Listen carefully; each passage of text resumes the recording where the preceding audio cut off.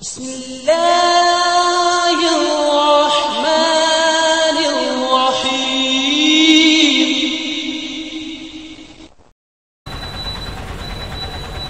السلام عليكم ورحمة الله وبركاته.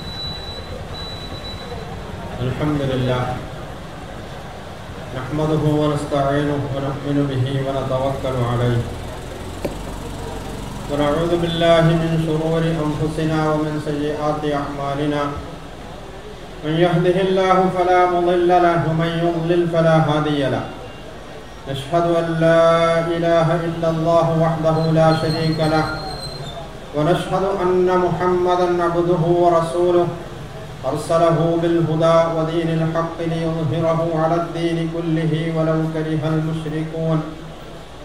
أما بعد فإن خير الحديث كتاب الله وخير الهدي هدي محمد صلى الله عليه وسلم وشر الأمور محدثاتها وكل محدثة بدعة وكل بدعة ضلالة.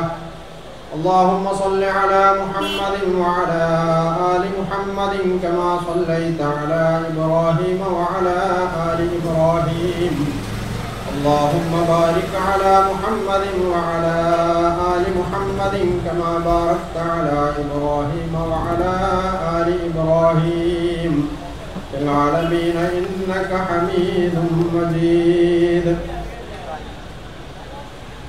أعوذ بالله من الشيطان الرجيم. بسم الله الرحمن الرحيم. ولا يحسبن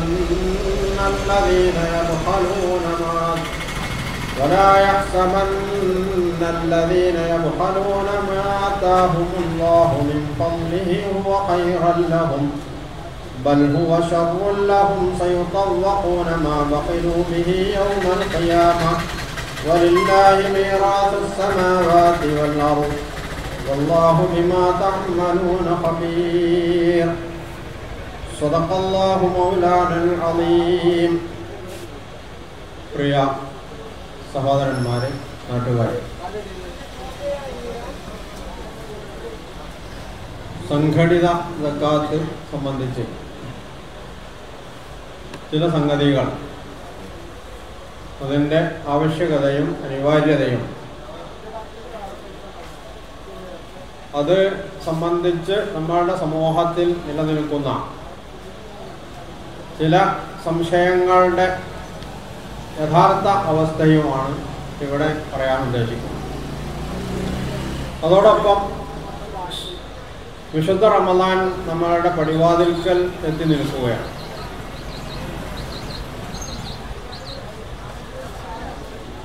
നാലോ അഞ്ചോ ദിവസം കഴിഞ്ഞാൽ ഷഅബാൻ കഴിഞ്ഞു, റമദാൻ തുടങ്ങുകയാണ്. ഈ സന്ദർഭത്തിൽ റമദാനുമായി ബന്ധപ്പെട്ട ഒന്ന് രണ്ട് കാര്യങ്ങൾ കൂടി പറയേണ്ടതുണ്ട് എന്നാണ് ഞാൻ മനസ്സിലാക്കുന്നത്. ഇസ്ലാമിൻ്റെ നാലാമത്തെ സ്തംഭമാണ്, തൂണാണ് റമദാനിലെ നോമ്പ് എന്ന് പറയുന്നത്.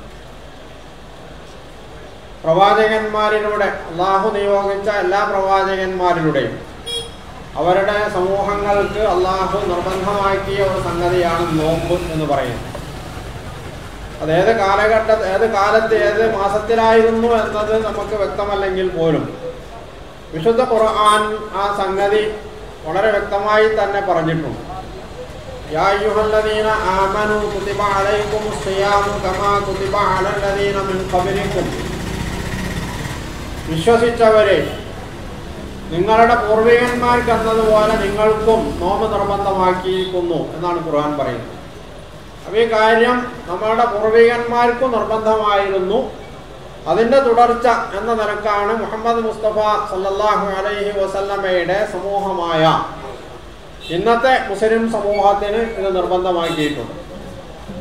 അതുകൊണ്ട് തന്നെ മുസ്ലിമായ ഏതൊരു മനുഷ്യനും, അയാൾ രോഗിയല്ലെങ്കിൽ, അതുപോലെ യാത്രയിലല്ലെങ്കിൽ, ഇസ്ലാം അംഗീകരിച്ചിട്ടുള്ള മറ്റ് ഉദറുകളൊന്നുമില്ലെങ്കിൽ ആണും പെണ്ണുമൊക്കെ പ്രായപൂർത്തി എത്തിയിട്ടുള്ള ബുദ്ധിയുള്ള ആണും പെണ്ണുമൊക്കെ നോമ്പനുഷ്ഠിക്കുക എന്നത് നിർബന്ധമാണ്. നോമ്പിനെ സംബന്ധിച്ച് വിശുദ്ധ ഖുർആൻ ഏറെക്കുറെ വ്യക്തമായി തന്നെ പറഞ്ഞിട്ടുണ്ട്. പോരാത്തത് നബി സല്ലല്ലാഹു അലൈഹി വസല്ലമ വിശദീകരിച്ചിട്ടുണ്ട്. ഫജ്ർ മുതൽക്ക് സൂര്യാസ്തമയം വരെയാണ് നോമ്പിൻ്റെ സമയം എന്ന് പറയുന്നത്. നോമ്പിൽ അന്നപാനീയങ്ങൾ, അതുപോലെ ഭാര്യാഭർത്തൃ സംസർഗം എന്നിവ ഉപേക്ഷിക്കുകയാണ് ബാഹ്യമായി അതിൻ്റെ രീതിയെങ്കിൽ പോലും അനാവശ്യമായ വാക്കുകളും സംസാരങ്ങളും വരാതെ സൂക്ഷിക്കുക എന്നതും നോമ്പ് അല്ലാഹുവിങ്കൽ സ്വീകാര്യമാവാൻ അനിവാര്യമായ ഘടകമാണ്. ആ കാര്യം നബി സല്ലല്ലാഹു അലൈഹി വസല്ലമ വളരെ വ്യക്തമായി പറഞ്ഞിട്ടുണ്ട്. അതുകൊണ്ട് തന്നെ നോമ്പ് അനുഷ്ഠിക്കുക എന്നത് നിർബന്ധമാണ് എന്നതോടൊപ്പം ഈ നോമ്പിൻ്റെ പ്രാധാന്യവും നോമ്പ് അനുഷ്ഠിക്കേണ്ട രീതിയുമൊക്കെ നമ്മൾ മനസ്സിലാക്കുകയും അത് ആ നിലക്ക് അനുഷ്ഠിക്കാൻ നമ്മൾ സന്നദ്ധരാവുകയും ചെയ്യേണ്ടതുണ്ട്. നോമ്പുമായി ബന്ധപ്പെട്ട മറ്റൊരു സംഗതിയാണ് നോമ്പ് കാലത്ത് രാത്രിയുടെ നമസ്കാരം എന്ന് പറയുന്നത്. എല്ലാ കാലത്തും സുന്നത്ത് നമസ്കാരം രാത്രി വളരെ പ്രാധാന്യമുള്ളതാണ് എന്ന് മനസ്സിലാക്കുന്നതോടൊപ്പം തന്നെ റമദാനിൽ അതിന് കൂടുതൽ പ്രാധാന്യമുണ്ട് എന്നുകൂടി നാം മനസ്സിലാക്കേണ്ടതാണ്. മഹാനായ അബൂ ഹുറൈറ റളിയല്ലാഹു അൻഹു ഉദ്ധരിക്കുന്ന ഒരു ഹദീസിൽ കാണാം, കാന റസൂലുള്ളാഹി സ്വല്ലല്ലാഹു അലൈഹി വസല്ലം യുറഖിബു ഫീ ഖിയാമി റമദാൻ മിൻ ഗൈരി അൻ യഅ്മുറഹും ബിഅസീമ. നബി സല്ലല്ലാഹു അലൈഹി വസല്ലമ സമൂഹത്തിന് രാത്രിയിലെ നമസ്കാരത്തിൽ താല്പര്യമുണ്ടാക്കാറുണ്ടായിരുന്നു. കൂടുതൽ അവർക്കതിൽ താല്പര്യം ജനിപ്പിക്കുന്ന വിധത്തിൽ നബി സല്ലല്ലാഹു അലൈഹി വസല്ലമ അവരിൽ പ്രേരണ ചെലുത്താറുണ്ടായിരുന്നു. പക്ഷെ അതൊരു നിർബന്ധ ബാധ്യതയാണ് എന്ന് പറഞ്ഞിരുന്നില്ല എന്ന് മാത്രമേ ഉള്ളൂ. എന്നിട്ട് അബൂ ഹുറൈറ റളിയല്ലാഹു അൻഹു പറഞ്ഞു, നബി സല്ലല്ലാഹു അലൈഹി വസല്ലം ഇങ്ങനെ പറയുമായിരുന്നു, മൻ ഖാമ റമദാന ഈമാനൻ വഹ്തിസാബൻ ഗുഫിറ ലഹു മാ തഖദ്ദമ മിൻ ദംബിഹി. ആരെങ്കിലും റമദാനിലെ രാത്രി കാലങ്ങളിൽ വിശ്വാസത്തോടും കാര്യഗൗരവത്തോടും കൂടി നമസ്കരിക്കുകയാണെങ്കിൽ അയാൾക്ക് കഴിഞ്ഞ കാലത്തെ പാപങ്ങൾ പൊറുക്കപ്പെടുന്നതാണ് എന്ന്. അപ്പോൾ റമദാൻ കാലത്തെ രാത്രിയിലെ നമസ്കാരം അത് വളരെയേറെ പ്രാധാന്യമുള്ള ഒരു സുന്നത്താണ്. നമ്മളുടെ തെറ്റുകൾ കുറ്റങ്ങളൊക്കെ പുറത്തു കിട്ടാൻ കാരണമായി തീരുന്ന ഒരു സംഗതിയാണ്. അത് നബി സല്ലല്ലാഹു അലൈഹി വസല്ലമ അതുപോലെ സഹാബിമാരും തുടർന്ന് ഇങ്ങോട്ട് മുസ്ലിം സമൂഹം എല്ലാ കാലത്തും നിലനിർത്തി പോന്നിട്ടുള്ള പ്രാധാന്യപൂർവം അനുഷ്ഠിച്ചു പോന്നിട്ടുള്ള ഒരു സുന്നത്താണ് എന്നുകൂടി നാം മനസ്സിലാക്കേണ്ടത്. യഥാർത്ഥത്തിൽ അതിൻ്റെ റക്അത്തിന്റെ എണ്ണത്തിൽ തർക്കിക്കുന്നതിന് പകരം ഏതൊരാൾക്കും എത്രയാണോ സാധ്യമാകുന്നത് അത്രയും, അതും ഖുർആൻ ദീർഘമായി പാരായണം ചെയ്തുകൊണ്ട് നിർവഹിക്കുക എന്നതാണ് യഥാർത്ഥത്തിൽ രാത്രിയിലെ, വിശേഷിച്ചും റമദാൻ മാസത്തിലെ രാത്രിയിലെ സുന്നത്ത് നമസ്കാരത്തിൻ്റെ രീതി എന്നുകൂടി നാം മനസ്സിലാക്കേണ്ടതാണ്. നമ്മളിപ്പോൾ യഥാർത്ഥത്തിൽ ചെയ്യുന്നത് നമസ്കരിക്കുന്ന ആളുകൾ അവർ മനസ്സിലാക്കിയ രീതിയിൽ അവർ നമസ്കരിക്കുന്നു എന്നതോടൊപ്പം പലപ്പോഴും നമ്മളിലെ മഹാഭൂരിപക്ഷം ആളുകളും ഇത്തരം കാര്യങ്ങളിൽ തർക്കിച്ചു കഴിയുക എന്നതാണ്. തങ്ങൾക്ക് ബോധ്യമുള്ള സംഗതി എന്താണോ അത് ആത്മാർത്ഥമായി ഉത്തരവാദിത്വ ബോധത്തോടു കൂടി നിർവഹിക്കുന്നിടത്തല്ല ആളുകളുടെ ശ്രദ്ധയുള്ളത്. തർക്കം എന്ന് പറയുന്നത് കൊണ്ട് വലിയ മെച്ചമൊന്നും നമുക്ക് ലഭിക്കാനില്ല എന്ന് മാത്രമല്ല, പലപ്പോഴും അത് നമ്മൾക്ക് നഷ്ടമാണ് വരുത്തിയിട്ടുള്ളത് എന്നുകൂടി നാം മനസ്സിലാക്കേണ്ടത്. ഇതിൻ്റെ റക്അത്തിന്റെ എണ്ണത്തെ സംബന്ധിച്ച് പറയുമ്പോൾ പോലും പൗരാണിക പണ്ഡിതന്മാർ വളരെ അയഞ്ഞൊരു നിലപാടാണ് അതിൽ സ്വീകരിച്ചിട്ടുള്ളത്. വിശേഷിച്ചും നമ്മുടെ മദ്ഹബിൻ്റെ ഇമാമുകൾ 20 റക്അത്ത് എന്ന് പറയുമ്പോൾ പോലും അത് കൂടുതൽ ഖുർആൻ പാരായണം ചെയ്തുകൊണ്ട് നമസ്കരിക്കുന്ന ആളുകൾക്ക് റക്അത്തിന്റെ എണ്ണം ചുരുക്കാമെന്ന് മഹാനായ ഇമാം ഷാഫിയെ പോലുള്ള ആളുകൾ പറഞ്ഞത് നമ്മുടെ ഫിഖഹിന്റെ കിതാബുകളിലൊക്കെ രേഖപ്പെട്ട് കിടക്കുന്ന കാര്യം. അതുകൊണ്ട് തന്നെ ഇതിൻ്റെ റക്അത്തിന്റെ എണ്ണത്തിൽ തർക്കിക്കല്ല വേണ്ടത്, നമ്മൾ ആ കാര്യം നിർവഹിക്കാൻ തയ്യാറാവുക എന്നുള്ളതാണ്. അതത്രയും പറഞ്ഞുകൊണ്ട് ഞാൻ സക്കാത്തിലേക്ക് വരികയാണ്. സക്കാത്ത് എന്ന് പറയുന്നത് യഥാർത്ഥത്തിൽ ഈ പദത്തിൻ്റെ അർത്ഥം തന്നെയും ശുദ്ധീകരണം എന്നതാണ്. സത്യവിശ്വാസികളെ സംബന്ധിച്ചിടത്തോളം അവരുടെ ഏതൊരു സൽക്കർമ്മവും അവരുടെ ജീവിതത്തെ ശുദ്ധീകരിക്കാനുള്ളതാണ്. അതോടൊപ്പം സക്കാത്ത് അതിന് കൂടുതൽ ആ രംഗത്ത് പ്രാധാന്യമുണ്ട് എന്നാണ് ഇതിൻ്റെ പേര് തന്നെയും സൂചിപ്പിക്കുന്നത്. അതോടൊപ്പം തന്നെ നമ്മളുടെ സമ്പത്തിനെ കൂടി ശുദ്ധീകരിക്കാണ് യഥാർത്ഥത്തിൽ സക്കാത്ത് ചെയ്യുന്നത്. അതെങ്ങനെയാണ് എന്ന് ചോദിച്ചാൽ, ഒരാൾ സക്കാത്ത് കൊടുക്കാൻ ബാധ്യസ്ഥനാണെങ്കിൽ അയാളുടെ സമ്പത്ത് അയാൾക്ക് അനുവദനീയമായി തീരുന്നത്, അത് ശുദ്ധമായി സംതൃപ്തിയോടുകൂടി അയാൾക്ക് ഉപയോഗിക്കാൻ കഴിയുന്നത് അയാൾ ആ സക്കാത്ത് കൊടുത്തു കൂട്ടുന്നതോടു കൂടിയാണ്. അല്ലാത്ത പക്ഷം ഹറാമും ഹലാലും കൂടിക്കലർന്ന ഒരു സമ്പത്തായി അത് നിലനിൽക്കുകയും ആ സക്കാത്ത് അയാൾ കൂട്ടാത്ത കാലത്തോളം അയാൾ അതിൻ്റെ പേരിൽ കുറ്റക്കാരനായി തീരുകയും ചെയ്യുന്നു എന്നതാണ്. അതുകൊണ്ട് തന്നെ സക്കാത്ത് എന്നത് ശുദ്ധീകരണ പ്രക്രിയ കൂടിയാണ് എന്ന് മനസ്സിലാക്കേണ്ടത്. അതോടൊപ്പം തന്നെയാണ് സക്കാത്ത് എന്ന് പറയുന്ന സംഗതി മറ്റൊരർത്ഥത്തിൽ നമ്മളെ മാനസികമായി ശുദ്ധീകരിക്കുന്നു എന്ന്. സമ്പത്തിനോടുള്ള അത്യാർത്തിയും താല്പര്യവും മനുഷ്യ സഹജമാണ്. അത് മനുഷ്യന്റെ പ്രകൃതിയിൽ തന്നെ ഊട്ടപ്പെട്ട ഒരു കാര്യം. വിശുദ്ധ ഖുർആൻ തന്നെ പറഞ്ഞതനുസരിച്ച് മനുഷ്യ മനസ്സിൽ ഷുഹ് എന്ന് പറയുന്ന സ്വാർത്ഥത എന്ന് പറയുന്ന ഒരു സംഗതി ഊട്ടപ്പെട്ടിട്ടുണ്ട് എന്നാണ്. അതുകൊണ്ട് തന്നെ സമ്പത്തിനോടുള്ള അമിതമായ താല്പര്യം പൊതുവിൽ മനുഷ്യരുടെ പ്രകൃതിയുടെ ഭാഗമാണ്. അതിൽ നിന്ന് അവന് മുക്തമാവണമെങ്കിൽ, സമ്പത്തിനോടുള്ള ആരാധനാ മനോഭാവം അവന് മാറിക്കിട്ടണമെങ്കിൽ തീർച്ചയായും അവൻ്റെ സമ്പത്ത് അവൻ ചെലവഴിച്ചുകൊണ്ടേയിരിക്കേണ്ടതുണ്ട്. ആ ചെലവഴിച്ചുകൊണ്ടിരിക്കുന്നത് അള്ളാഹു നിർബന്ധമാക്കിയ കാര്യങ്ങൾക്കാണ് ഒന്നാമത്തെ പരിഗണന നൽകേണ്ടത്. അങ്ങനെ നിർബന്ധമാക്കിയ സംഗതിയാണ് സക്കാത്ത് എന്ന് പറയുന്നത്. പക്ഷേ സക്കാത്ത് മാത്രമല്ല സമ്പത്തിൽ ബാധ്യതയുണ്ട്. സല്ലല്ലാഹു അലൈഹി വസല്ലമ തന്നെ പറഞ്ഞതനുസരിച്ച്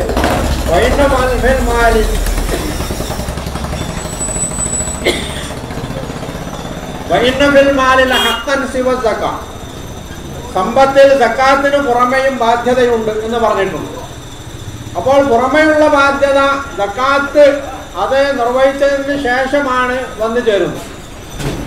സക്കാത്ത് എന്ന് പറയുന്നത് എന്തിനാണ് ഇസ്ലാം അത് ഒരു ബാധ്യതയായി സമൂഹത്തിന് നിർബന്ധമാക്കിയിട്ടുള്ളത്? ഇത് നാം പരിശോധിച്ചാൽ പൗരാണിക പണ്ഡിതന്മാർ അവരുടെ ഗ്രന്ഥങ്ങളിൽ, ഫിഖ്ഹ് ഗ്രന്ഥങ്ങളിൽ, നമ്മളുടെ നാട്ടിലെ പള്ളി ദർസുകളിൽ പഠിപ്പിച്ചുകൊണ്ടിരിക്കുന്ന ഫതുഹുൽ മുഈനിൽ അടക്കം ഈ സംഗതി വിശദീകരിച്ച് പറഞ്ഞിട്ടുണ്ട്. നിങ്ങളുടെ കൂട്ടത്തിൽ, നമ്മുടെ നാട്ടിലെ ആളുകളുടെ കൂട്ടത്തിൽ അറബി അറിയുന്ന ആളുകൾക്ക്, വിശേഷിച്ചും ഫതുഹുൽ മുഈനൊക്കെ ഓതി പഠിച്ച ആളുകൾക്ക് ആ ഫതുഹുൽ മുഈൻ എടുത്ത് വായിച്ചാൽ മനസ്സിലാവും, തിരിയും എന്താണ് സംഗതി എന്ന്. ഇനി അറബി അറിയാത്ത ആളുകളാണെങ്കിൽ ഫതുഹുൽ മുഈനിന്റെ പരിഭാഷ കിട്ടാണ്. ആ പരിഭാഷ എടുത്ത് വായിച്ചാലും മനസ്സിലാവും എന്താണ് സക്കാത്ത്, സക്കാത്ത് ആർക്കൊക്കെയാണ് അർഹതപ്പെട്ടിട്ടുള്ളത്. ഞാൻ ഈ കാര്യം വിശദമായി ഇവിടെ പറയാൻ ഉദ്ദേശിക്കുന്നില്ല, കാരണം അതിന് സമയമല്ല. ഒന്നാമത് നമ്മുടെ കാലാവസ്ഥ ഉറപ്പോഴും പെട്ടെന്ന് മാറാം. സക്കാത്തിന്റെ 8 അവകാശികളെ ഖുർആൻ പറഞ്ഞിട്ടുണ്ട്. ഇന്നമ സദഖാതു ലിൽ ഫുഖറാഇ വൽ മസാകീൻ വൽ ആമിലീന അലൈഹാ വൽ മുഅല്ലഫത്തി ഖുലൂബുഹും വഫിർ റിഖാബി വൽ ഗാരിമീന വഫീ സബീലില്ലാഹി വബിനിസ് സബീൽ. ഇതിൽ ആദ്യത്തെ 2 വിഭാഗം ഫഖീർ, മിസ്കീൻ എന്നതാണ്. ഫഖീർ ആരാണ്? ദരിദ്രൻ എന്നാണ് നമ്മൾ പറയാറുള്ളത്. അതുപോലെ മിസ്കീൻ, മിസ്കീൻ എന്ന് പറഞ്ഞാൽ അഗതി എന്നും പറയും. യഥാർത്ഥത്തിൽ ഈ 2 സംഗതിയും വലിയൊരു വ്യത്യാസമൊന്നും നമ്മൾക്ക് കാണാൻ കഴിയില്ല. ഫഖീറിനെ സംബന്ധിച്ച് ഫതുഹുൽ മുഈനിൽ പറഞ്ഞിട്ടുള്ള ഒരു സംഗതിയുണ്ട്. അത് നമ്മൾ ശ്രദ്ധിച്ചാൽ മനസ്സിലാവുന്നൊരു കാര്യമാണ്. ഒരു ആള് അയാളുടെ അധ്വാനം കൊണ്ട് അയാളുടെ നിത്യച്ചിലവ് കഴിയുന്നില്ല എങ്കിൽ അങ്ങനെയുള്ള ആളുകളൊക്കെ ഫഖീർ എന്ന ഗണത്തിലാണ് പെടുക. ഒരാൾ അധ്വാനിക്കാൻ അയാൾക്ക് ശേഷിയുണ്ട്, അയാൾ അധ്വാനിക്കണമുണ്ട്, പക്ഷെ അധ്വാനിച്ചിട്ട് അയാൾക്ക് എടി എത്തില്ല, അയാളുടെ കാര്യം, കുടുംബകാര്യം നിർവഹിക്കാൻ കഴിയില്ല. ഇങ്ങനെയുള്ള ആൾക്ക് ഫഖീർ എന്നാണ് പറയുക. ഈ ഫഖീറിനെയാണ് ഇതിൻ്റെ ഒന്നാമത്തെ ആളായിട്ട് ഖുർആൻ എണ്ണിയിട്ടുള്ളത്. ഇന്നമ സദഖാതു ലിൽ ഫഖീർ ലിൽ ഫുഖറായി, ഫഖീറുമാർക്കുള്ളതാണ്, ദരിദ്രർക്കുള്ളതാണ് സക്കാത്ത്, സദഖ എന്ന് പറയുന്നത്. എന്തിനാണ് സക്കാത്ത്? അതുപോലെ മിസ്കീൻ, മിസ്കീനെ സംബന്ധിച്ച് മൊത്തത്തിൽ തന്നെ പറയാവുന്ന ഒരു സംഗതി, അവര് ദരിദ്രനാണ് എന്നതോടൊപ്പം തന്നെ ആളുകളോട് തങ്ങളുടെ ഇല്ലായ്മകളും വല്ലായ്മകളും പറയാൻ മടിക്കുന്ന ആളുകളാണ്. പുറമേക്ക് കണ്ടാൽ മാന്യന്മാരാണെങ്കിൽ സാമ്പത്തികമായി ശേഷിയുള്ളവരാണെന്ന് തോന്നുമെങ്കിലും ഉള്ളാലെ അവർ പരമദരിദ്രരായി. ഇങ്ങനെയുള്ള ആളുകൾ. അതുപോലെ കടം അത്യാവശ്യത്തിന് കടം വാങ്ങേണ്ടി വന്നു, പക്ഷെ ആ കടം വീട്ടാൻ ഒരു നിർവാഹവുമില്ല. ഇങ്ങനെയുള്ള ആളുകൾ. വേറുള്ളത് കുറേയും കൂടി സാമൂഹികമായി ഒരു ഇസ്ലാമിക വ്യവസ്ഥയൊക്കെ നിലനിൽക്കുമ്പോൾ കൊണ്ടുവരേണ്ട സംഗതിയാണെന്ന് വാദിച്ചാൽ പോലും ഈ മൂന്ന് കാര്യങ്ങളും ഏത് കാലത്തും ഇസ്ലാമിക വ്യവസ്ഥ നിലവിലില്ലാത്ത ഘട്ടത്തിലും ഉള്ളപ്പോഴും ഒക്കെ പ്രാവർത്തികമാക്കേണ്ടുന്ന സമൂഹത്തിന് എപ്പോഴും ആവശ്യമുള്ള കാര്യങ്ങളാണ്. ഈ മൂന്ന് സംഗതി, അല്ലെങ്കിൽ ഇതിൽ ഫക്കീർ, അതുപോലെ കടം കൊണ്ട് വലയുന്ന ആൾ, ഈ രണ്ട് കൂട്ടരെയും നമ്മൾ എടുക്കാം. ഈ രണ്ട് കൂട്ടരുടെയും പ്രശ്നം എടുത്താൽ ഫത്ഹുൽ മുഈനിൽ തന്നെ പറയുന്നത് അനുസരിച്ച് യഥാർത്ഥത്തിൽ ഒരു ഫക്കീറിന് സക്കാത്ത് കൊടുക്കേണ്ട എങ്ങനെയാണ്? ഇപ്പോൾ നമ്മൾ അത് കൊടുത്തുകൊണ്ടിരിക്കണം എങ്ങനെയാണ്? ഇപ്പോൾ നമ്മളുടെ നാട്ടിലെ രീതി അനുസരിച്ച് സക്കാത്ത് കൊടുക്കുന്നത് ആരാണോ എൻ്റെ അടുത്ത് സക്കാത്തും ആവശ്യപ്പെട്ടുകൊണ്ട് വരുന്നത്, കുറച്ചുകൂടി മാന്യത പുലർത്തുന്ന ആളുകൾ നാട്ടിലുള്ള അത്തരം ആളുകളെ കണ്ടെത്തി അവർക്ക് എത്തിച്ചു കൊടുക്കും. അത് അപൂർവമാണ്. പലപ്പോഴും ഇത് നമ്മൾക്ക് കാല് മേലെ വെക്കാനുള്ള ഒരു മാർഗമായി കൂടി സക്കാത്തിനെ നമ്മൾ ദുരുപയോഗപ്പെടുത്തുന്നുണ്ട് എന്ന് മാത്രമല്ല, ഈ സംഗതിയിൽ പാർട്ടി പക്ഷപാതിത്വം പോലും നമ്മൾ പുലർത്തുന്നുണ്ട് എന്നുള്ളത് നിഷേധിക്കാൻ കഴിയാത്തൊരു സംഗതി. യഥാർത്ഥത്തിൽ ഇസ്ലാം സക്കാത്ത് നിർബന്ധമാക്കിയത് എൻ്റെ ആശയം ഞാൻ പറയുന്നത് കേൾക്കുന്ന ആളുകൾക്ക് കൊടുക്കാനുള്ളതല്ല. ഇസ്ലാമിക സമൂഹത്തിൽ കുറച്ചുകൂടി വിശാലമായി കാണുകയാണെങ്കിൽ മനുഷ്യ സമൂഹത്തിൽ തന്നെ, അത് നമ്മൾ മാറ്റിവെക്കാം തൽക്കാലം, ഇസ്ലാമിക സമൂഹത്തിലെ ദരിദ്രരായ ആളുകളെ ഏറ്റവും ചുരുങ്ങിയത് അടുത്ത വർഷത്തിൽ അവർ ഈ സക്കാത്ത് വാങ്ങാൻ അർഹരല്ലാതെ ആക്കുന്ന ആ ഒരവസ്ഥയിലേക്കെങ്കിലും അവരെ കൊണ്ടെത്തിക്കേണ്ടതുണ്ട്. ഇതിനാണ് സക്കാത്ത് നിർബന്ധാക്കിയത്. ഫത്ഹുൽ മുഈൻ പറയുന്ന ഒരു സംഗതി, ഇത് ഞാൻ വെറുതെ പറയുന്നതാണ്, നിങ്ങൾ മനസ്സിലാക്കണ്ട. നിങ്ങൾ നമ്മളെ ചുള്ളിക്കാറമ്പിലെ പള്ളിയിലുണ്ടാകും ഫത്ഹുൽ മുഈൻ. അതറിയുന്ന മുസ്ലിയാക്കന്മാർ ഇവിടെ എമ്പാടുണ്ട്. ഫൈസികളുണ്ട്, സൈദികളുണ്ട്, പിന്നെ സഖാഫികളുണ്ട്, അങ്ങനെയുള്ള പല ആളുകളുണ്ട്. ഈ ആളുകളിൽ ആരുമായും നിങ്ങൾ ആ സംഗതിയെ സംബന്ധിച്ച് അന്വേഷിച്ചാൽ നിങ്ങൾക്കറിയാം. ഫത്ഹുൽ മുഈനിൽ പറയുന്നത് ഒരാളുടെ ദാരിദ്ര്യം അവസാനിപ്പിക്കാൻ പോകുന്ന വിധത്തിലാണ് അയാൾക്ക് സക്കാത്ത് കൊടുക്കേണ്ടത്. ഒരു തൊഴിലെടുക്കാൻ കഴിയുന്ന ആളാണെങ്കിൽ അയാൾക്ക് അയാളുടെ തൊഴിലുപകരണം വാങ്ങാൻ പര്യാപ്തമായ സംഖ്യയാണ് അയാൾക്ക് കൊടുക്കേണ്ടത്. അതുപോലെ തന്നെ ഒരു ബിസിനസ് നടത്താൻ പറ്റിയ ആളാണെങ്കിൽ അയാൾക്ക് ആ ബിസിനസ് നടത്താൻ പര്യാപ്തമായ സംഖ്യയാണ് കൊടുക്കേണ്ടത്. എന്ന് പറഞ്ഞാൽ ഒരു പച്ചക്കറി കച്ചവടം ചെയ്യാൻ പറ്റുന്ന ഒരാളാണെങ്കിൽ അയാൾക്ക് പച്ചക്കറി കച്ചവടം നടത്താനുള്ള സംഖ്യ അയാൾക്ക് കൊടുക്കണം. ഒരു സ്വർണ്ണക്കട നടത്താൻ പര്യാപ്തനായിട്ടുള്ള ഒരാളാണെങ്കിലോ അയാൾക്ക് പച്ചക്കറി നടത്താനല്ല സംഖ്യയല്ല കൊടുക്കേണ്ടത്, സ്വർണ്ണക്കട നടത്താനുള്ള. ഇങ്ങനെ നമ്മളുടെ സമൂഹത്തിലെ ബിസിനസ് രംഗത്ത് ഏത് രംഗത്തും എന്ത് സംഗതിയാണോ ഒരാൾക്ക് നിർവഹിക്കാൻ കഴിയുക ആ സംഗതി നിർവഹിക്കാൻ പര്യാപ്തമാകുന്ന സംഖ്യ അയാൾക്ക് കൊടുക്കണം. അതേപോലെ കടക്കാരനാണെങ്കിൽ ആ കടം വീട്ടാനുള്ള സംഖ്യ അയാൾക്ക് കൊടുത്ത് അയാളെ കടത്തിൽ നിന്ന് മുക്തനാക്കേണ്ടതും. ഇങ്ങനെയാണ് സക്കാത്തിന്റെ വ്യവസ്ഥ എന്ന് പറഞ്ഞത്. നമ്മൾ കൊടുക്കുന്നതോ കവിഞ്ഞാൽ എൻ്റെ വീട്ടിലേക്ക് ഒരാൾ സക്കാത്തും തേടി വരണം, വന്നാൽ ഞാൻ കൊടുക്കുന്നത് 10 രൂപ, അല്ലെങ്കിൽ കുറച്ചുകൂടി കൂടിയാൽ 25 റുപ്യ, അത് കുറച്ചുകൂടി കൂട്ടിയാൽ ബോധ്യമുള്ള ഒരാളാണെങ്കിൽ 50 റുപ്യ, അല്ലെങ്കിൽ 100 റുപ്യ. ഇനി അവിടെ നിന്നൊക്കെ വിട്ടാൽ 1000 റുപ്യ കൊടുക്കുന്നു വെക്കാം. ഈ ഒരു 1000 റുപ്യ കൊണ്ട് എന്താണ് ഇയാൾക്ക് ഇന്ന് ചെയ്യാൻ കഴിയുക? ഇയാളുടെ ദാരിദ്ര്യം തീർവോ?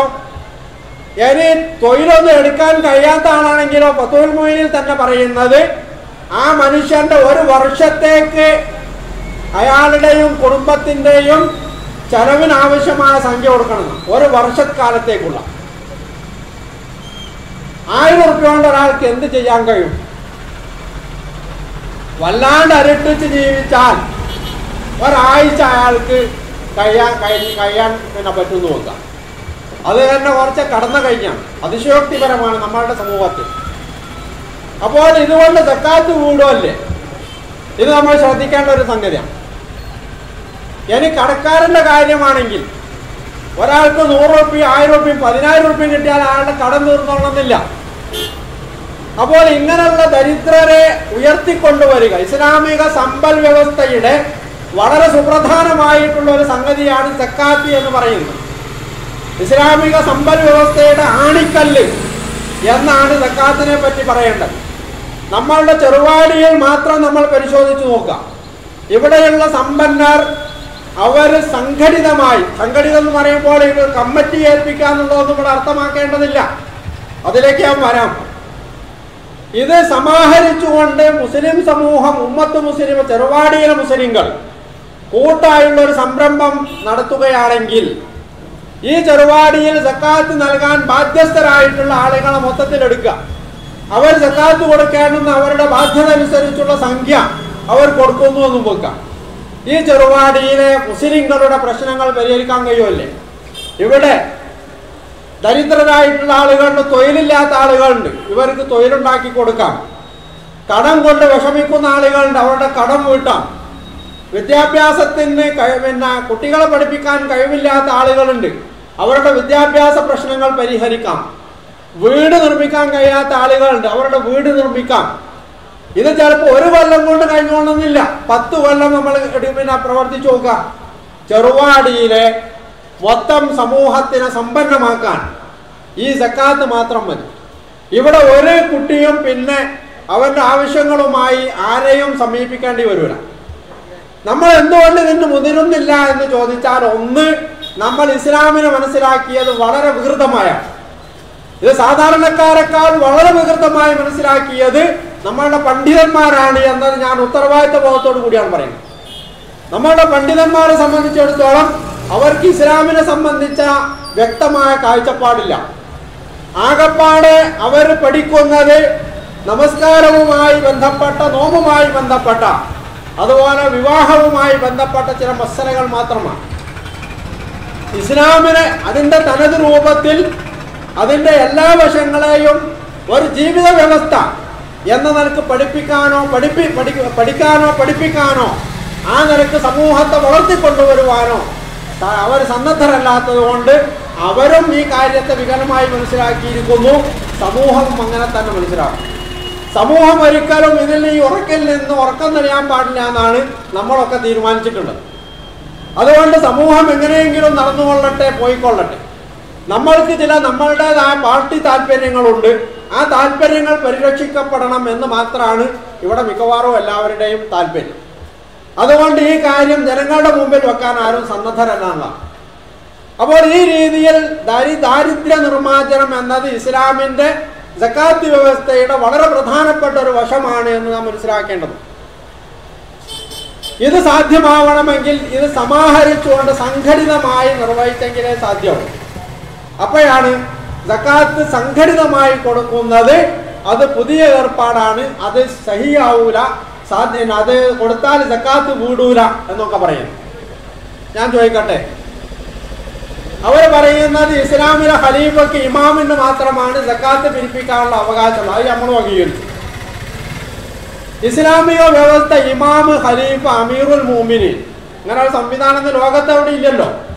മുസ്ലിം സമൂഹം എന്ത് ചെയ്യണം? മുസ്ലിം സമൂഹയുടെ സാമ്പത്തിക കാര്യം എങ്ങനെ ചെയ്യണം? അവർ കുത്തഴിഞ്ഞ രീതി സ്വീകരിക്കണമെന്നാണ്. ഇസ്ലാമിന്റെ സമ്പദ് വ്യവസ്ഥയുടെ മറ്റ് നിയമങ്ങളൊന്നും അവർക്കിന്ന് ബാധകമല്ല എന്ന് വെക്കണമോ? പലിശ, മുസ്ലിങ്ങൾ പലിശ വാങ്ങിക്കോട്ടെ എന്നാണോ വെക്കേണ്ടത്? അതുപോലെ കച്ചവടത്തിലെ കൃത്രിമം, മുസ്ലിങ്ങൾ കച്ചവടം ചെയ്യുമ്പോൾ കൃത്രിമം കാണിച്ചോട്ടെ എന്നാണോ വെക്കേണ്ടത്? ഇതൊന്നും വെക്കാൻ പറ്റൂലെങ്കിൽ ഈ സക്കാത്തിന്റെ കാര്യത്തിൽ മാത്രം എന്തുകൊണ്ടാണ് ഈ ഇരട്ടത്താപ്പ്? കാര്യഗൗരവത്തോടുകൂടി നമ്മൾ ചിന്തിക്കേണ്ട ഒരു കാര്യമാണ്. സക്കാത്തിനെ സംബന്ധിച്ച് പറയുമ്പോഴാണ് നമ്മൾക്ക് വല്ലാണ്ട് വിഷമം തോന്നുന്നത്. യഥാർത്ഥത്തിൽ ഈ സക്കാത്ത് എന്ന് പറയുന്ന സംഗതി ഇസ്ലാമിക വ്യവസ്ഥ അമീറുൽ മുഅ്മിനീൻ, ഇമാമ് അല്ലെങ്കിൽ ഖലീഫ ഒന്നുമില്ല. ഈ ഒരു സാഹചര്യത്തിൽ സക്കാത്തിന്റെ കാര്യം മാത്രമല്ല, അഹ്ലു സുന്നത്ത് വൽ ജമാഅത്തിന്റെ അഖീദയുടെ ഗ്രന്ഥങ്ങളിലും ഉസൂലിന്റെ ഗ്രന്ഥങ്ങളിലുമൊക്കെ നമ്മളുടെ പള്ളിദർസുകളിലൊക്കെ പഠിപ്പിക്കുന്ന ശറഹുൽ അഖായിദ, ജമുൽ ജവാമി പോലുള്ള ഉസൂലുൽ ഫിഖ്ഹിന്റെയും ഉസൂലുൽ അഖായിദിന്റെയും ഒക്കെ കിതാബുകൾ പരിശോധിച്ച് നോക്കും. പരിശോധിക്കാറുള്ള അറബി അറിയാത്തവർ നമ്മളെ പണ്ഡിതന്മാരെ സമീപിച്ചിട്ട് ആ കിതാബ് ഒന്ന് എടുത്തിട്ട് വായിപ്പിക്കും. ആർക്കാണ് ഇവിടെ മാസ് ഉറപ്പിക്കാനുള്ള അധികാരം? ആർക്കാണ് ജുമാ ജമാഅത്തുകളും പെരുന്നാളും ഒക്കെ സംഘടിപ്പിക്കാനുള്ള അധികാരം? ഇതൊക്കെ കമ്മിറ്റികൾക്കുള്ളതാണ്. ഇസ്ലാമിക വ്യവസ്ഥ അനുസരിച്ച് ഇതൊന്നും കമ്മിറ്റി നിർവഹിക്കേണ്ടതല്ല. ഈ സംഗതികളൊക്കെയും ഇമാമിന്റെ, ഖലീഫയുടെ, അമീറുൽ മുഅ്മിനീന്റെ ബാധ്യതയാണ്. അപ്പോൾ ഖലീഫ അല്ല, അമീറുൽ മുഅ്മിനീനില്ല, ഇമാമില്ല, ഇസ്ലാമിക ഭരണമില്ല. എന്ത് ചെയ്യണം? നമ്മൾ നമസ്കാരം വേണ്ടാന്ന് വെക്കുന്നുണ്ടോ? പെരുന്നാൾ വേണ്ട, നോമ്പ് വേണ്ട എന്ന് വെക്കുന്നുണ്ടോ? മാസം ഉറപ്പിക്കണ്ട എന്ന് വെക്കുന്നുണ്ടോ? നാട്ടിലെ കുട്ടികളെ, പെൺകുട്ടികളെ, ആൺകുട്ടികളെ വിവാഹിതരാക്കുന്ന കാര്യം ആരുടേതാണ്? അത് അമീറുൽ മുഅ്മിനീന്റേതാണ്, ഖലീഫയുടേതാണ്, ഇമാമിൻ്റെതാണ്. പള്ളിയിലെ ഇമാമല്ല, രാഷ്ട്രനായകന്റെ. നമ്മളിത് വേണ്ടാന്ന് വെക്കുന്നുണ്ടോ? ഇതിനൊക്കെ നമ്മൾ കമ്മിറ്റി ഉണ്ടാക്കുന്നു. ഇതിനൊന്നും നമ്മൾക്ക് കമ്മിറ്റി തടസ്സമല്ല. എല്ലാം കമ്മിറ്റിയെ ഏൽപ്പിക്കാം. കമ്മിറ്റിക്കാർ തീരുമാനിച്ചാൽ പിന്നെ ആരൊക്കെ വിവാഹം ചെയ്തു കൊടുക്കണം കൊടുക്കണ്ടെന്നൊക്കെ തീരുമാനിക്കാൻ കഴിയും. പക്ഷെ സക്കാത്തിന്റെ അടുത്ത് എത്തുമ്പോൾ മാത്രം കമ്മിറ്റി പറ്റൂല. അത് കമ്മിറ്റിയെ ഏൽപ്പിച്ചാൽ സഹിയാവൂല എന്നാണ്. എന്തുകൊണ്ടാണ് ഇങ്ങനെ പറയേണ്ടി വരുന്നത്?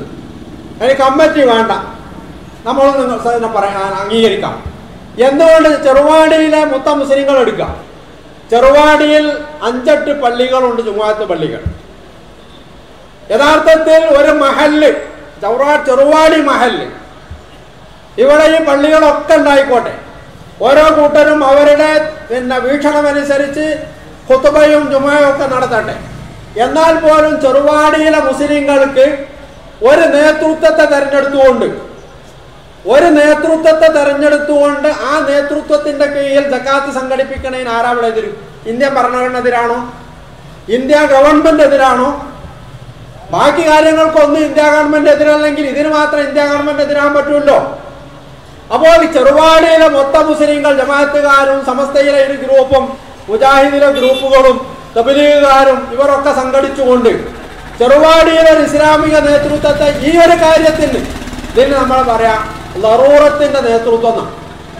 അനിവാര്യമായി വരുന്ന ഘട്ടങ്ങളിൽ ഇസ്ലാമിക താല്പര്യങ്ങൾ സംരക്ഷിക്കാൻ വേണ്ടി ഉണ്ടാക്കുന്ന നേതൃത്വം, ഈ നേതൃത്വത്തെ ഏൽപ്പിച്ചുകൊണ്ട് എന്തുകൊണ്ട് നമ്മൾക്ക് സക്കാത്ത് സമാഹരിച്ച് നൽകിക്കൂടാ? അങ്ങനെ നൽകിയാൽ ചെറുവാടിയിലെ മുസ്ലിങ്ങളുടെ എന്തെല്ലാം പ്രശ്നങ്ങൾ പരിഹൃതമാകും. ഇനി നമ്മൾ വേറൊരാൾക്ക് ചിന്തിക്കാം. ഇസ്ലാമിന്റെ ഒരു സാങ്കേതിക പ്രയോഗമാണ് അമീറുൽ മുഅ്മിനീൻ അല്ലെങ്കിൽ ഖലീഫ അല്ലെങ്കിൽ ഇമാമുൽ ആസം എന്നൊക്കെ പറയുന്നത്.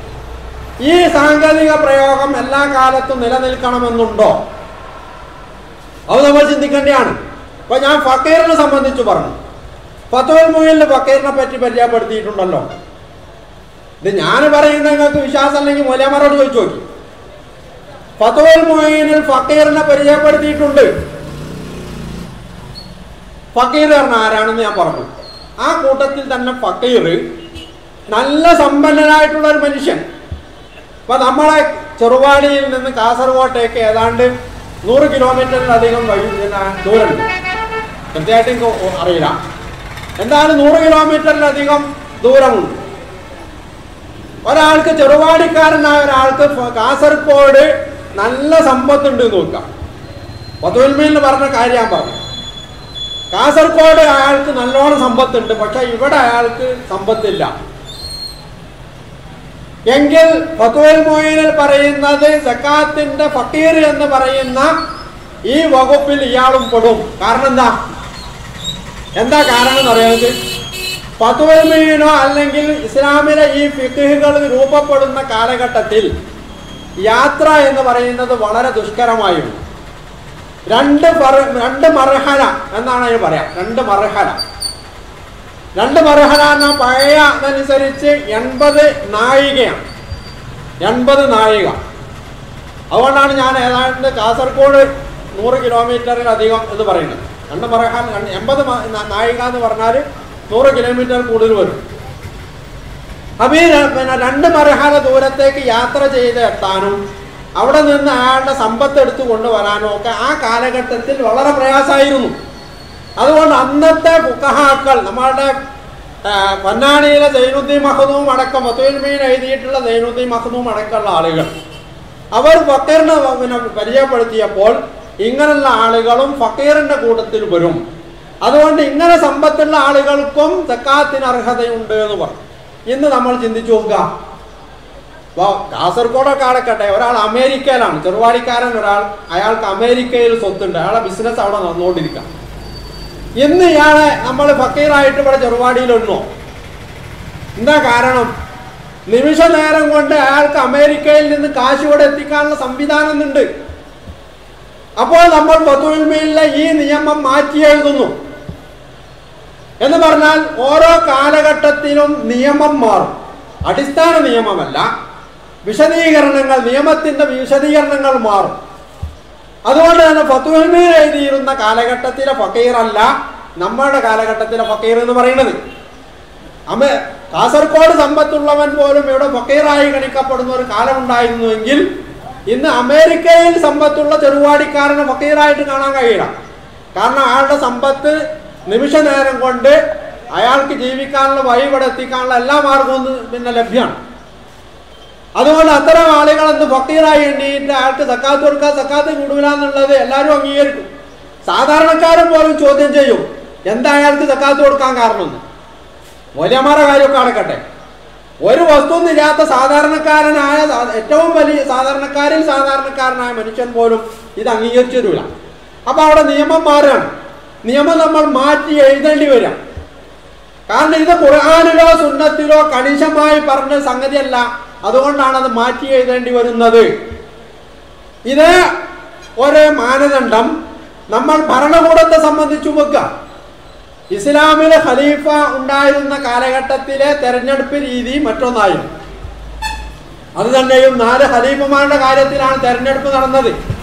പിന്നീട് തെരഞ്ഞെടുപ്പ് ഉണ്ടായിട്ടില്ല. ഉണ്ടായിട്ടുള്ളത് ഉമർ ബിൻ അബ്ദുൽ അസീസിന്റെ കാര്യത്തിൽ മാത്രം. അതും അദ്ദേഹം പിന്നെ രാജാധിപത്യം ഒഴിവാക്കി സമൂഹത്തോടെ എന്നെ നിങ്ങൾക്ക് വേണമെങ്കിൽ തെരഞ്ഞെടുത്താൽ മതി എന്ന് പറഞ്ഞുകൊണ്ട് മാത്രം. ബാക്കിയൊക്കെ രാജാക്കന്മാരായി. ഇന്നത്തെ സംവിധാനം എന്താണ്? ഇന്ന് ലോകം മുഴുക്കെ തന്നെ ജനാധിപത്യം അംഗീകരിച്ച ഒരു കാലഘട്ടത്തിൽ ഇപ്പോൾ അറബി വസന്തം വിപ്ലവങ്ങൾ നടന്നു. തുനീഷ്യ, ഈജിപ്ത്, പിന്നെ ലിബിയ, മൊറോക്കോ, പിന്നെ ഇവിടെയൊക്കെ തെരഞ്ഞെടുപ്പുകൾ നടന്നു.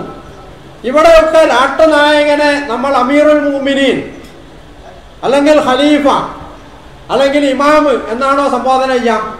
അതോ രാഷ്ട്രത്തിന്റെ പ്രസിഡന്റ് അല്ലെങ്കിൽ അതുപോലുള്ള സംജ്ഞകളാണോ അവർക്ക് നൽകുക? ഇവിടെ നമ്മൾ എന്ത് ചെയ്യും? ഖലീഫല്ല, ഇസ്ലാമിക ഭരണം വേണ്ടാന്ന് നോക്കാം.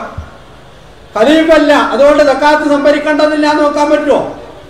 അപ്പൊ കാലഘട്ടത്തിനനുസരിച്ച് ഇത്തരം നിയമങ്ങളിൽ മാറ്റം വരും എന്ന് മാത്രമല്ല, അമുസ്ലിം സമൂഹം ഭൂരിപക്ഷമായ ഇസ്ലാമിക വ്യവസ്ഥയില്ലാത്ത ഇന്ത്യയെ പോലുള്ള അമുസ്ലിം ഭൂരിപക്ഷ പ്രദേശങ്ങളിലേക്ക് അവിടത്തേതായിട്ടുള്ള ഫിഖ്ഹുകൾ പോലും രൂപപ്പെടുത്തേണ്ടി വരും.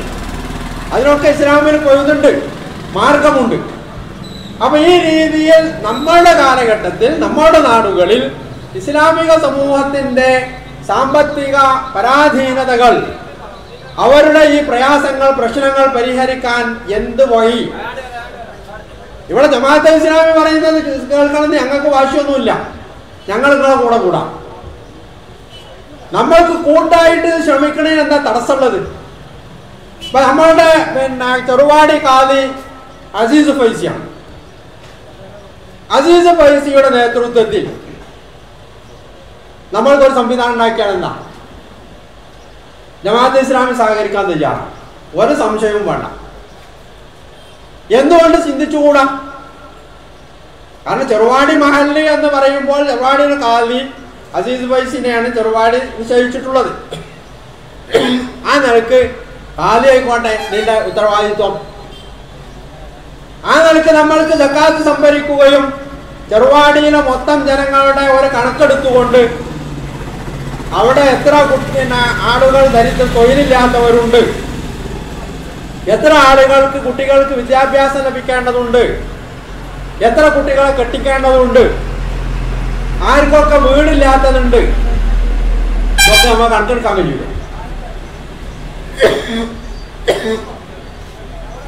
അങ്ങനെ കണക്കെടുത്തുകൊണ്ട് എന്തുകൊണ്ട് നമ്മൾക്ക് സംവിധാനം ഉണ്ടാക്കിക്കൂടാ?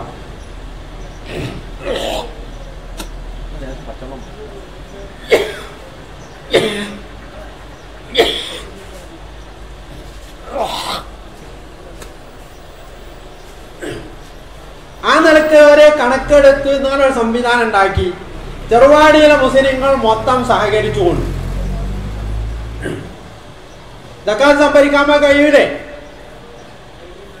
ഇതിനിവിടെ ആരും തടസ്സമല്ലല്ലോ. അപ്പോൾ ഈ രീതിയിൽ എന്തുകൊണ്ട് നമ്മൾക്ക് ഈ സക്കാത്ത് സുസംഘടിതമായി സംഭരിച്ചുകൊണ്ട് വിതരണം ചെയ്തുകൂടാ? ഇപ്പൊ നോമ്പ് നമസ്കാരമൊക്കെ നമ്മൾ വളരെ പ്രാധാന്യത്തോടു കൂടി ആളുകളോട് പറയുകയും ഉപദേശിക്കുകയും ചെയ്യുകയാണ്. ഇതിന് വലിയ ചെലവൊന്നുമില്ല. യഥാർത്ഥത്തിൽ പ്രശ്നത നമസ്കരിക്കുക, നോമ്പ് വയ്ക്കുക, അതിന് വലിയ ചെലവില്ല. അതായത് സക്കാത്ത് എന്ന് പറഞ്ഞാൽ അങ്ങനല്ല. ഇത് കേവലം നാട്ടിലെ പണക്കാര് എന്ന് നമ്മൾ കാണുന്ന ആളുകൾക്ക് മാത്രമല്ല, ചിലപ്പോൾ എന്നെപ്പോലുള്ള മൗലവിമാർക്കും മൗലവിമാർക്കും ഒക്കെ ഈ ബാധ്യത വരും. കാരണം സമ്പത്ത് നമ്മൾ കണക്കാക്കിയിട്ടുണ്ടെങ്കിൽ ഇവിടെ മുസ്ലിയാക്കന്മാരും മൗലവിമാരും ഒക്കെ ആയി നടക്കുന്ന പല ആളുകളും ഇത് കൊടുക്കാൻ ബാധ്യസ്ഥരാണ്. അപ്പൊ ഇത് തടിക്ക് പിടിക്കുന്ന ഒരു ഏർപ്പാടാണ്. അതുകൊണ്ടായിരിക്കണം, ഞാൻ അനുമാനിക്കുകയാണ്, ഞാൻ അനുമാനിക്കുകയാണ്, ഇതുപോലും ഇതിന് സ്വാധീനം ചെലുത്തിയിട്ടുണ്ടാവാം.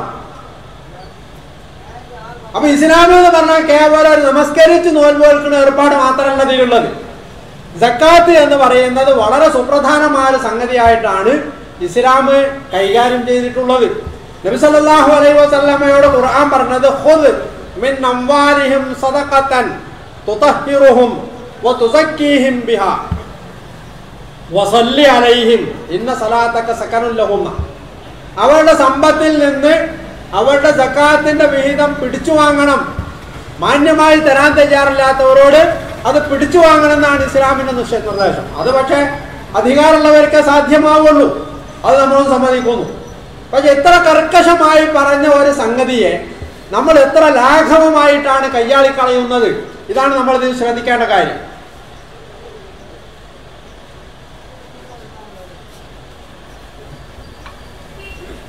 നബി സല്ലല്ലാഹു അലൈഹി വസല്ലമ മരിച്ചപ്പോൾ അബൂബക്കർ റളിയല്ലാഹു അൻഹു ഖലീഫയായി.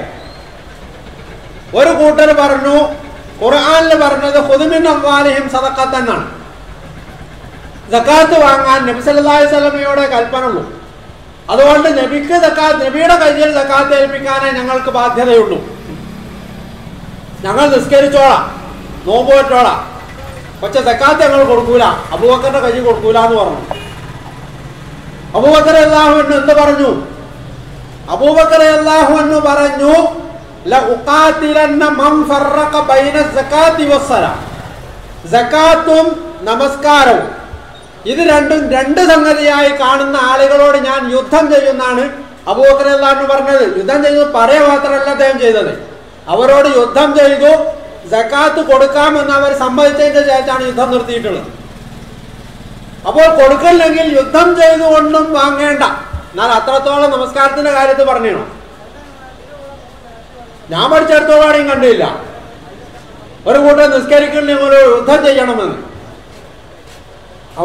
അവനെ നിയമത്തിന്റെ മുമ്പിൽ കൊണ്ടുവന്ന് കൊല്ലണോ വേണ്ടെന്നൊക്കെ ഫിഖ്ഹിൽ പിന്നെ ചർച്ച ഉണ്ട്. യുദ്ധം ചെയ്യുന്നതുമായി ബന്ധപ്പെട്ട് നമസ്കാരം ഒഴിവാക്കുന്ന ആളുകളുടെ കാര്യത്തിൽ ഇത്ര കർക്കശമായിട്ടുള്ള ഒരു നിലപാട് സ്വീകരിച്ചിട്ടില്ല. നോമ്പ് ഒഴിവാക്കുന്നവന്റെ കാര്യത്തിലും അങ്ങനെ ഒരു നിയമം എവിടെയും കാണുന്നില്ല. സക്കാത്തിന്റെ കാര്യത്തിലാണ് ഇത്രക്ക് കർക്കശമായിട്ടുള്ള ഒരു നിർദ്ദേശം നബി സല്ലല്ലാഹു അലൈഹി വസല്ലമയ്ക്ക് അള്ളാഹു നൽകിയത്. ആ നിയമം നടപ്പിൽ വരുത്തിക്കൊണ്ട് അബൂബക്കർ റളിയല്ലാഹു അൻഹു കാര്യം കൈയാളിയിട്ടുള്ളത്. ഇതാണ് സക്കാത്ത് എന്ന് പറഞ്ഞാൽ. പക്ഷെ നമുക്കിത് വളരെ നിസ്സാരമായിട്ടുള്ള ഒരു കാര്യം. ഒരു സമൂഹത്തെ സാമ്പത്തികമായി ഉയർത്തിക്കൊണ്ടുവരാൻ ഇസ്ലാം വളരെ അനിവാര്യമായി, വളരെ അടിസ്ഥാനപരമായി അംഗീകരിച്ച ഒരു വ്യവസ്ഥയാണ് നമ്മൾ വളരെ നിസ്സാരമായി തള്ളിക്കളയുകയും അത് കാലഘട്ടത്തിന്റെ തേട്ടത്തിനനുസരിച്ച് അത് രൂപപ്പെടുത്തിയെടുക്കാൻ തയ്യാറാവാതെ ചില ഞൊണ്ടിന്യായങ്ങൾ പറഞ്ഞുകൊണ്ട് അതിനെ പുറങ്കാലുകൊണ്ട് തട്ടിമാറ്റുകയും ചെയ്യുന്നു. ഇവിടെ സംഘടിതമായി സക്കാത്ത് നൽകുന്ന ആളുകളുണ്ട്. ആ ആളുകൾ അത് വളരെ വ്യവസ്ഥാപിതമായി സമൂഹത്തിലെ ഒരു പ്രദേശത്തെ ആളുകളെ ശരിക്കും മനസ്സിലാക്കി പഠിച്ച് ആരാണ് ഇതിന് അർഹർ എന്ന് മനസ്സിലാക്കിക്കൊണ്ട് തന്നെയാണ് ആ ആളുകൾക്ക് അത് കൊടുത്തുകൊണ്ടിരിക്കുന്നത്. ചെറുവാടിന്റെ സക്കാത്ത് കമ്മിറ്റിന്റെ കാര്യം മാത്രമല്ല ഞാൻ പറഞ്ഞത്. ഇപ്പൊ ജമാഅത്തെ ഇസ്ലാമിയുടെ നേതൃത്വത്തിൽ ബൈത്തു സക്കാത്ത് എന്ന് പറഞ്ഞിട്ടൊരു ഏർപ്പാടുണ്ട്. കഴിഞ്ഞ മാസം അതിൽ നിന്ന് അതിന്റെ ഉപഭോക്താക്കൾ സക്കാത്തിന് അർഹരായിട്ടുള്ള ആളുകളെ തെരഞ്ഞെടുക്കുകയുണ്ടായി. അവർക്ക് എന്താ കൊടുത്തതെന്ന് അറിയുന്നത്, കടലിൽ മീൻ പിടിക്കാൻ പോകാൻ വേണ്ടുന്ന ബോട്ടും അതിന്റെ വലി. കടലിൽ മീൻ പിടിക്കാൻ പോകുന്ന ആളുകൾക്ക് അവർക്ക് കടലിൽ പോയി മീൻ പിടിക്കാൻ പാകത്തിൽ ഉള്ള ബോട്ടും അതിന്റെ വലയും വാങ്ങാനുള്ള സംഖ്യ. അതുപോലെ തന്നെ പശുക്കളെ കുറച്ച് കൂടുതൽ പശുക്കളെ വാങ്ങി പോറ്റാൻ തയ്യാറുള്ള ആളുകൾക്ക് അതിനുള്ള സംഖ്യ ലക്ഷക്കണക്കിന് രൂപയാണ് ഇതിന് വരിക. അതുപോലെ പല സംരംഭങ്ങൾക്കും കൊടുത്തിട്ടുണ്ട്. ഇത് ഒരു ഉദാഹരണം ഞാൻ പറഞ്ഞു തരും. അത് കൊല്ലം അതിന്റെ സംഖ്യ വർദ്ധിച്ചുകൊണ്ടിരിക്കുകയാണ്. സമൂഹത്തിലെ പല ആളുകളും അതിന്റെ നേട്ടം അനുഭവിച്ചുകൊണ്ടിരിക്കുകയാണ്. അപ്പൊ ഈ രീതിയിൽ ചെറുവാടിയിലെ മൊത്തം മുസ്ലിങ്ങൾ നമ്മളുടെ ഈ പാർട്ടി പക്ഷപാതിത്വമൊന്നും തൽക്കാലം നമ്മൾ മാറ്റിവെച്ചാൽ നമുക്ക് ഒന്നും നഷ്ടപ്പെടാനൊന്നുമില്ല. കുറച്ച് ഇന്ന പോലുള്ള മൊലാമാർക്കും മൗലവിമാർക്കും അതുപോലെ സ്ഥാനം അലങ്കരിക്കുന്ന ആളുകൾക്കും കുറച്ച് വിഷമുണ്ടാവുന്നു മാറ്റി നിർത്തിയാൽ നാട്ടിലെ സാധാരണക്കാരായിട്ടുള്ള ആളുകൾക്ക് ഒരു നട്ടുകൊണ്ട് വരാനില്ല എന്ന് മാത്രമല്ല, അതുകൊണ്ട് അവർക്ക് നേട്ടേ ഉള്ളൂ. നമ്മൾ വരുന്നതിനൊക്കെ സിന്ദാബാദും വിളിച്ചതിനൊക്കെ പിന്നാലെ പോവാൻ. ഇസ്ലാമിൽ അനിവാര്യമായ സംഗതി ചെയ്യാനും സമ്മതിക്കൂല, ചെയ്യിപ്പിക്കൂല്ല. അവസാനം ദുന്യാവുമില്ല ആഖിറവുമില്ല. ഈ ഒരവസ്ഥയിലേക്കാണ് നമ്മൾ എത്തിപ്പെടുന്നത്. യഥാർത്ഥത്തിൽ ഈ പാർട്ടികളെ കൊണ്ട് നമ്മൾക്ക് കിട്ടുന്ന നേട്ടുവതാ. അപ്പൊ നമ്മളുടെ ദുന്യാവും നമ്മളുടെ ആഖിറും രക്ഷിച്ചെടുക്കണമോ? നമ്മൾ ഈ പക്ഷപാതിത്വവും പാർട്ടിപരമായ ഭ്രാന്തവും ഒക്കെ ഒന്ന് ഒഴിവാക്കിയിട്ട് വസ്തുതകളും യാഥാർത്ഥ്യങ്ങളുമായി ബന്ധപ്പെട്ട് ഈ സംഗതികളൊക്കെ ഒന്ന് പഠിച്ചു നോക്കാം. ഏറ്റവും ചെറിയത് ഫത്വൽമി മാത്രം പഠിച്ചാൽ മതി. നമ്മൾ വേറെ ഖുർആനിലേക്കോ ഹദീസിലേക്കോ ഒന്നും പോണ്ട. ഫത്ഹുൽ മുഈൻ മാത്രം പഠിച്ചാൽ നമ്മൾക്ക് ഈ സംഗതി ബോധ്യം. അത് ശാഫി മദ്ഹബിൽ നിന്നുകൊണ്ട് അശ്ശരി തരീഖത്തിൽ നിന്നുകൊണ്ട് തന്നെ ചെയ്യാം. അതിനും ഇവിടെ ആരും എതിരല്ല. ഇതൊക്കെ വലിച്ചെറിയണമെന്നൊന്നും ഞങ്ങളാരോടും പറഞ്ഞിട്ടില്ല. നമ്മൾ പറയുന്നത് ഇസ്ലാമുമാണ്. ഇനിയിപ്പോ ഭരണമില്ലെങ്കിൽ ഇത് വേണ്ട സഹിയാവില്ല എന്ന് പറഞ്ഞ ആളുകളുടെ മറ്റൊരു സമീപനം എന്താണ്? ഭരണമില്ലെങ്കിൽ അത് തീരെ വേണ്ട നോക്കുകയാണ് വേണ്ടത്. ഈ ഭരണം ഉണ്ടാക്കിയെടുക്കാൻ വേണ്ടി നമ്മൾ പണിയെടുക്കണ്ടില്ലേ? ഇത് ആകാശത്ത് നല്ല കേട്ട് ഇറക്കി നമ്മളെ പിന്നുണ്ടല്ലോ തേക്കും പൂജ ഇറക്കണ മാതിരി ഇത് ആകാശത്ത് നിന്ന് ഇറങ്ങി വരുന്ന കാര്യമാണോ ഇസ്ലാമിക വ്യവസ്ഥയും ഭരണം എന്നൊക്കെ പറഞ്ഞാൽ? നബി സല്ലല്ലാഹു അലൈഹി വസല്ലം മദീനയിൽ ഭരണകൂടം സ്ഥാപിച്ചത് എങ്ങനെയാണ്? 10, 13, 14 കൊല്ലം കഠിനാധ്വാനം ചെയ്തതിന് ശേഷമാണ് മദീനയിൽ അങ്ങനെയുള്ള സംവിധാനം ഉണ്ടാക്കിയെടുക്കാൻ കഴിഞ്ഞത്. നമ്മൾ ഏതെങ്കിലും ഒരു സംഘടന ജമാഅത്തെ ഇസ്ലാമിയെ മാറ്റി നിർത്തിയാൽ ബാക്കിയുള്ള ഇവിടുത്തെ മുസ്ലിം സംഘടനകളെ മൊത്തം എടുത്താൽ ഇന്ത്യയിൽ ഇസ്ലാമിക വ്യവസ്ഥ വരണം എന്ന് പറഞ്ഞുകൊണ്ട് പണിയെടുക്കുന്ന ഏത് സംഘടനകളുണ്ട്? അതുകൊണ്ട് നിങ്ങൾ ജമാഅത്തുകാരാണെന്നല്ല ഞാൻ പറഞ്ഞത്. ചില വസ്തുതകൾ നമ്മൾ അംഗീകരിച്ചേ പറ്റൂ. ഇന്ത്യയിൽ ഇസ്ലാം വരണം. ഇന്ത്യയിലല്ല, ലോകത്ത് മുഴുക്ക ഇസ്ലാം വരണം. ഇസ്ലാമാണ് വരേണ്ടത്. അതിനാണ് മുസ്ലിങ്ങൾ പണിയെടുക്കേണ്ടതെന്ന് ജമാഅത്ത് പറഞ്ഞുകൊണ്ടിരിക്കുന്നുണ്ട്. ഞങ്ങൾക്ക് അതിൽ യാതൊരു ഒളിച്ചുവെപ്പുമില്ല. എന്നാൽ ഈ സംഗതി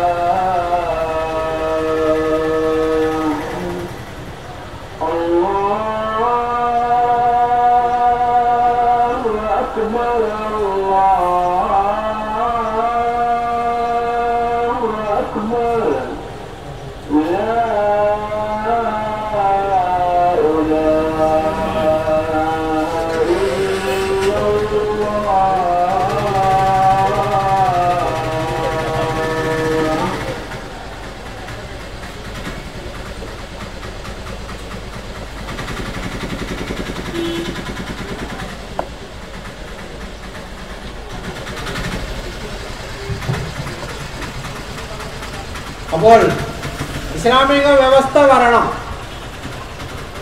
നമ്മൾ മുസ്ലിങ്ങൾ എന്തുകൊണ്ടാണ് കമ്മ്യൂണിസത്തിലേക്കും മറ്റ് അനിസ്ലാമിക പ്രത്യയശാസ്ത്രങ്ങളിലേക്കും പോണത്? ഇതിൽ വളരെ പ്രധാനപ്പെട്ട ഒരു വശം നമ്മളുടെ സാമ്പത്തിക പ്രശ്നം തന്നെയാണ്. മുസ്ലിങ്ങൾ അവരുടെ പള്ളി കേന്ദ്രീകരിച്ചുകൊണ്ട് ഒരു പ്രദേശത്തെ മുസ്ലിങ്ങളുടെ സാമ്പത്തിക പ്രയാസങ്ങൾ ദൂരീകരിക്കാൻ ശ്രമിക്കും. അതിനുള്ളൊരു ഏർപ്പാട് നടത്തി നോക്കുക. ആരും എവിടെയും പോകില്ല, ഒക്കെ ഇസ്ലാമിൽ തന്നെ ഉണ്ടാവും. കാരണം മനുഷ്യനെ സംബന്ധിച്ചിടത്തോളം ആശയം കൊണ്ട് മാത്രം ജീവിക്കാൻ കഴിയില്ല.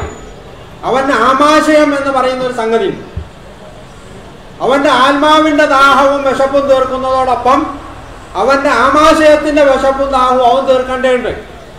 അതുകൊണ്ടാണ് കാതൽ ഫഖറു അയ്യക്കൂന കുഫ്റ, ഫഖർ ദാരിദ്ര്യം ചിലപ്പോൾ കുഫ്റായി മാറാം എന്ന് ഹദീസിൽ പറഞ്ഞിട്ടുള്ളത്.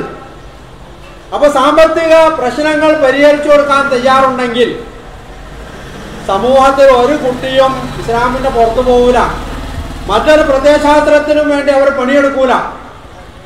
അവർ ഇസ്ലാമിൽ ഉറച്ചു വെക്കും, ഇസ്ലാമിന് വേണ്ടി പണിയെടുക്കുകയും ചെയ്യും. അപ്പോൾ മറ്റുള്ളിടത്തേക്ക് ആളുകൾ കുത്തഴിഞ്ഞു പോകുന്നത് നമ്മൾ അതിന് തയ്യാറല്ലാത്തതുകൊണ്ടാണ്. നമ്മൾ പരീക്ഷണാടിസ്ഥാനത്തിൽ ചെറുപാടിയിൽ മാത്രം പരീക്ഷിച്ചു നോക്കാം. നമ്മൾ കാണാമല്ലോ അതിന് നല്ല ഫലം. ഇസ്ലാമിലേക്ക് ആളുകൾ ഈ രീതിയിലൊക്കെ കടന്നു വന്നിട്ടുള്ളതും അത് നമ്മൾ മനസ്സിലാക്കേണ്ടതുണ്ട്.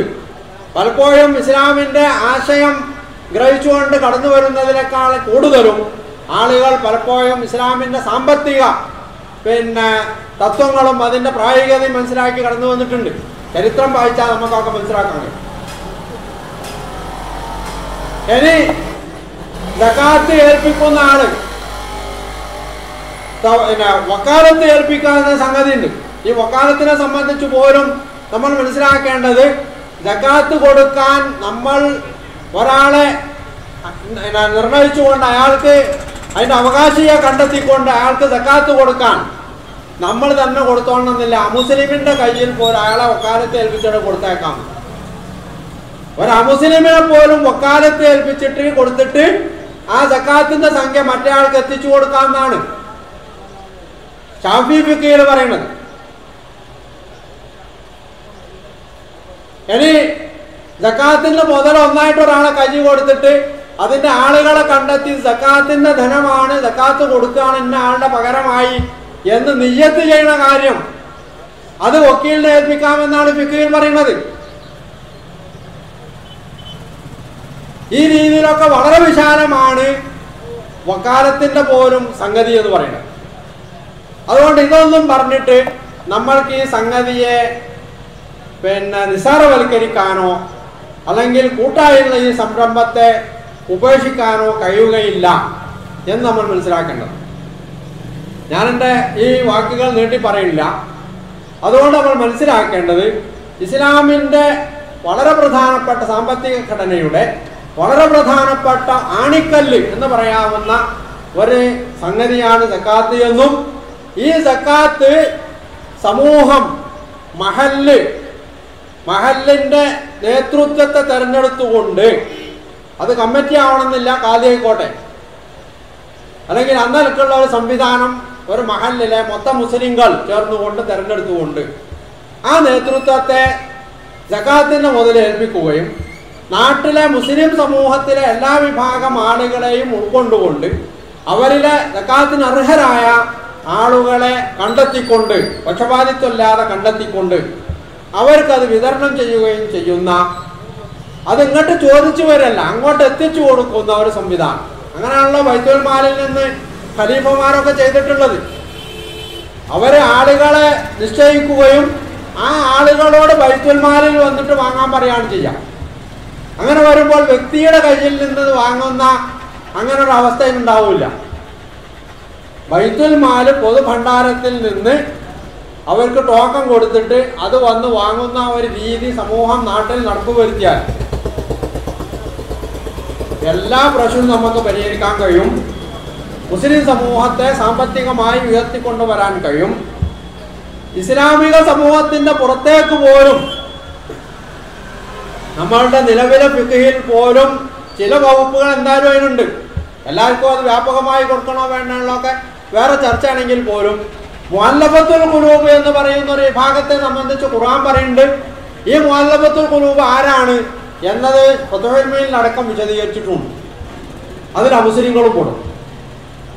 അങ്ങനെയുള്ള അമുസ്ലിങ്ങൾക്ക് പോലും സക്കാത്തിൽ വിഹിതമുണ്ട് എന്നാണ്. അപ്പൊ ഇങ്ങനെയുള്ള ഒരു കാഴ്ചപ്പാടോട് കൂടി സക്കാത്ത് സംഭരിച്ച് വിതരണം ചെയ്യുന്ന ഒരു രീതി നമ്മുടെ ചെറുവാടി മഹല്ലിൽ തുടങ്ങാൻ ആരംഭിക്കാനും അത് തുടർന്നു കൊണ്ടുപോകാനും ഇസ്ലാമിനോട് താല്പര്യമുള്ള തങ്ങളുടെ ദുന്യാവും ആഖിറവും രക്ഷിച്ചെടുക്കണമെന്ന് ആഗ്രഹമുള്ള എല്ലാ മുസ്ലിങ്ങളും ആ നിലയ്ക്ക് ചിന്തിക്കണമെന്നാണ് ഞങ്ങൾക്ക് പറയാനുള്ളത്. അതുകൊണ്ട് തന്നെ സക്കാത്തിന്റെ ഈ കാര്യം നമ്മൾ ഗൗരവത്തിൽ ചിന്തിക്കുകയും അതിൻ്റെ പ്രായോഗിക രൂപം നമ്മൾ കണ്ടെത്തുകയും ചെയ്യണം. ഇവിടെ നിലവിലുള്ള സക്കാത്ത് കമ്മിറ്റിയുമായി സഹകരിക്കാൻ ഈ നാട്ടിലെ എല്ലാ ആളുകളോടും അഭ്യർത്ഥിച്ചുകൊണ്ട് അല്ലാഹു സുബ്ഹാനഹു വ തആല നല്ലൊരു ഭാവി കെട്ടിപ്പടുക്കുവാൻ നമ്മൾക്കൊക്കെ തൗഫീഖ് നൽകി അനുഗ്രഹിക്കുമാറാകട്ടെ എന്ന് പ്രാർത്ഥിച്ചുകൊണ്ട് ഞാൻ എൻ്റെ വാക്കുകൾക്ക് വിരാമിടുകയാണ്. വാഖിറു ദഅവാന അനിൽ ഹംദുലില്ലാഹി റബ്ബിൽ ആലമീൻ. അസ്സലാമു അലൈക്കും വറഹ്മത്തുള്ളാഹി